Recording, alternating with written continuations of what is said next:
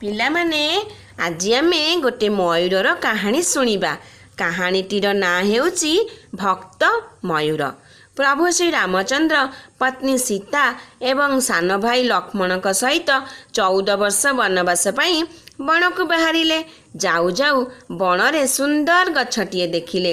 ଗଛକୁ ଦେଖି ସୀତାମାତା କହିଲେ, ଏଇ ଗଛ ତଳେ କିଛି ଦିନ ରହିବା। ଭାଇ ଲକ୍ଷ୍ମଣ ଛୋଟ କୁଡ଼ିଆଟିଏ ତିଆରି କରିବା ପାଇଁ ଡାଳ ସଂଗ୍ରହରେ ଲାଗି ପଡ଼ିଲେ। ସୀତାମାତା କହିଲେ, ମୋତେ ବହୁତ ଶୋଷ ଲାଗୁଛି। ଏହା ଶୁଣି ସାନ ଭାଇ ଲକ୍ଷ୍ମଣ ସଙ୍ଗେ ସଙ୍ଗେ ପାଣି ଆଣିବାକୁ ବାହାରି ପଡ଼ିଲେ। ସେଇ ଗଛ ଡାଳରେ ଗୋଟିଏ ମୟୂର ବସି ସବୁ ଦେଖୁଥିଲା। ମୟୂର ଦେଖିଲା ଲକ୍ଷ୍ମଣ ନଦୀ ବୋହି ଯାଉଥିବା ଦିଗକୁ ଯାଉନାହାନ୍ତି। ସେ ଦିଗରେ ଗଲେ ପାଣି ମିଳିବ ନାହିଁ। ମୟୂର ତ କିଛି କହିପାରିବ ନାହିଁ। ସେ ସଙ୍ଗେ ସଙ୍ଗେ ଉଡ଼ି ଆସି ପ୍ରଭୁ ଶ୍ରୀରାମଙ୍କ ଆଗରେ ଠିଆ ହେଲା। ଥଣ୍ଟରେ ନିଜ ଶରୀରରୁ ଗୋଟିଏ ପୁଚ୍ଛ କାଢ଼ି ପ୍ରଭୁ ଶ୍ରୀରାମ ଓ ମାତା ସୀତାଙ୍କ ଆଗରେ ପକାଇଲା। ପ୍ରଭୁ ଶ୍ରୀରାମଚନ୍ଦ୍ର କିଛି ବୁଝିପାରିଲେ ନାହିଁ। ମୟୂର ବାରମ୍ବାର ଗୋଟିଏ ଗୋଟିଏ ପୁଚ୍ଛ ନିଜ ଶରୀରରୁ କାଢ଼ି ତଳେ ପକାଇ ଆଗକୁ ବାଟ ବତାଇ ନେଉଥାଏ। ପ୍ରଭୁ ଶ୍ରୀରାମଚନ୍ଦ୍ର ଏବଂ ସୀତାମାତା ମୟୂରର ପଛେ ପଛେ ଯାଉଥାନ୍ତି। ମୟୂର ପଛେ ପଛେ ଯାଇ ଦେଖିଲେ ଆଗରେ ଗୋଟିଏ ବଡ଼ ନଈ ଅଛି।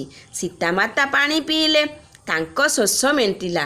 ପ୍ରଭୁ ଶ୍ରୀରାମ ଦେଖିଲେ ମୟୂର ଦେହରୁ ରକ୍ତ ବାହାରୁଛି। ମୟୂରକୁ ହାତରେ ଧରି ତାହାର ରକ୍ତ ପୋଛି ସେବା ଯତ୍ନ କଲେ। କହିଲେ, ତୁମେ ତୁମ ଶରୀରର ସମସ୍ତ ପୁଚ୍ଛ ବାହାର କରି ଆମକୁ ରାସ୍ତା ଦେଖାଇଲ।